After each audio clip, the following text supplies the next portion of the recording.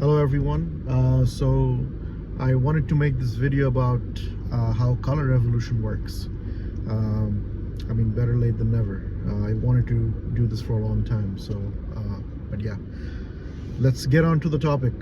So last year we have seen a so-called student-led revolution in Bangladesh, which ousted the former Prime Minister Sheikh Hasina, and right now we have the interim government led by Muhammad Yunus, and we are also being led by a bunch of student leaders as well. When the government fell last year, they have shown a lot of promise regarding reforms, making changes to the constitution, and also bringing democracy to the country.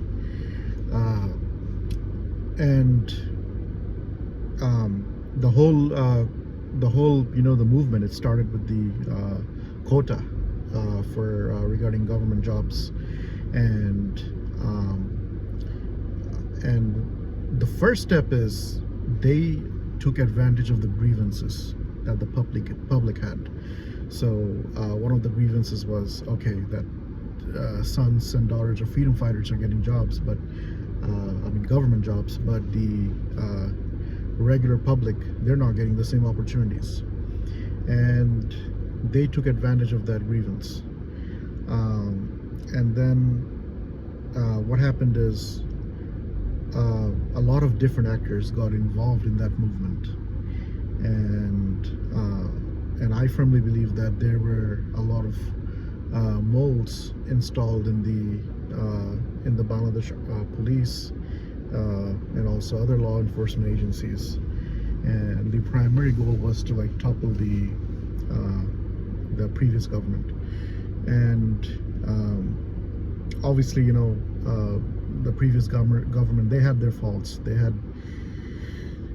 They ruled the country for about 15 years, and obviously we have seen allegations regarding corruption, money laundering,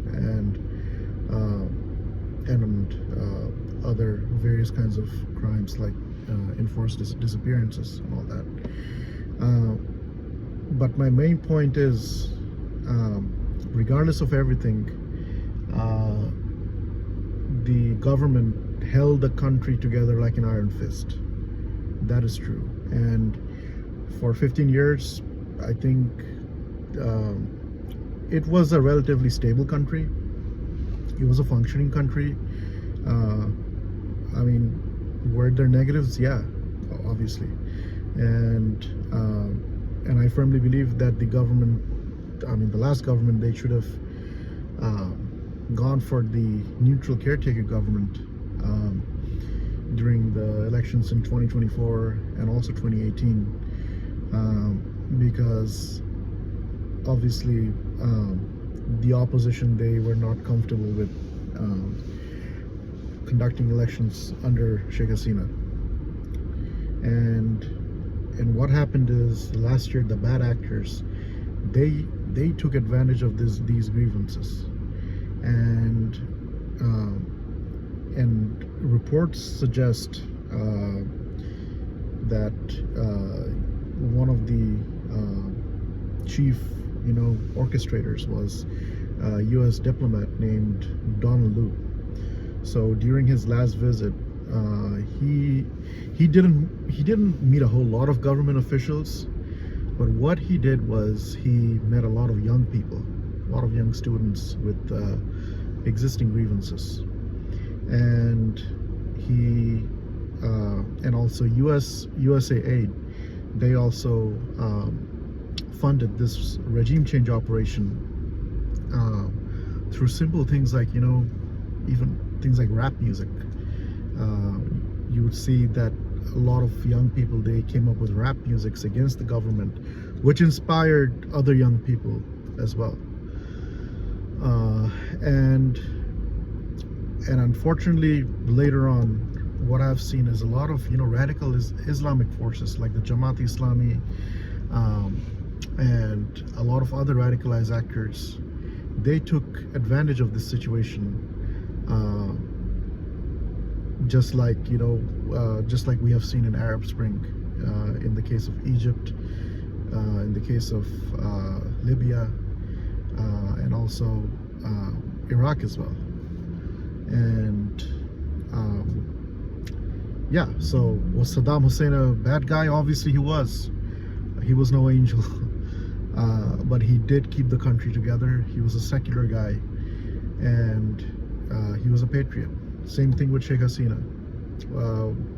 I mean, was she authoritarian? Yes, but she kept radical Islamic forces out of the scene, which in turn protected the country. And the last 10 months has proven that the events that happened last year was nothing but a color revolution, and that is exploit people's grievances, and then install moles within the government, within the law enforcement, so that they're able to shoot at unarmed students. And what happened was, like Muhammad Yunus said, it was a very meticulously designed plan. And from that, what I understood is they basically selected a lot of these young people as human shields, and those human shields were shot by these moles through a kind of bullet which does not even exist in Bangladesh, which is the I believe the 7.62 millimeter bullet. Doesn't exist anywhere in the country, and somehow these these moles and these bad actors and these radical forces, they had access to these 7.62 millimeter bullets, and they unfortunately took lives of plenty of innocent people. And what happened was, since the Awami League government was in charge, they had to take the blame, and they had a massive intelligence failure, I believe, and they had no idea what was going on and what was happening. So like plenty of other people, even I was thinking that the government itself was shooting at unarmed people. But sometimes politics is not black and white. So there were plenty of things happening around the scene, and even one of the government advisors, he said that if the Prime Minister didn't flee the country on August 5th, and if somehow the march to the Prime Minister's office, it failed, they had enough arms and weapons to fight a civil war against the government. Please take a note that this is a huge piece of information, and this should not be avoided at any chance. And the same advisor, I'm talking about Mr. Asif Mahmoud, he was about to fly to, I think, Morocco or Turkey for a government trip. He was also found taking bullets, and also a licensed gun as well. I'm sorry, it was not a licensed gun actually either. So I mean, which government official needs a pistol in order to protect themselves during an international trip? Some of these things that doesn't make sense, to be honest. To me, it doesn't. And I don't know how plenty of people still how plenty of people are still blinded by this. So it was, in my conclusion, I have spoken to a lot of professors, intellectuals, and also I have watched this documentary from a US based journalist, which they deciphered that it was in fact a color movement last year,